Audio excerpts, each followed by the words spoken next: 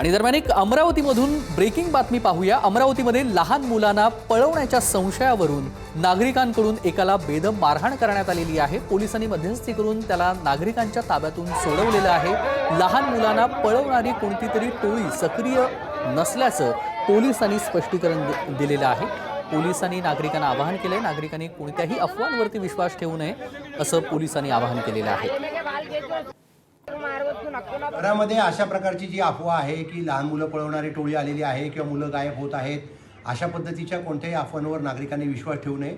Nagpuri gate हद्दीमध्ये सुद्धा police ठाण्याच्या हद्दीमध्ये एके ठिकाणी एक युवक असा फिरत असताना त्याला लोकांनी केवळ अशा अफवेच्या संशयावरून माल हँडल करण्याचा प्रयत्न केला, परंतु तात्काळ त्या ठिकाणी पोलीस पोचून त्याची काही सुटका केलेली आहे आणि त्याला कोणत्याही प्रकारे नागरिकांना समजावून सांगितलेले आहे की अशी कोणतीही घटना नसून मुलं पळवणारी टोळी किंवा मुलं गायब होणारा काही प्रकार आपल्या संपूर्ण शहर आयुक्तालयाच्या हद्दीत अस्तित्वात नाही।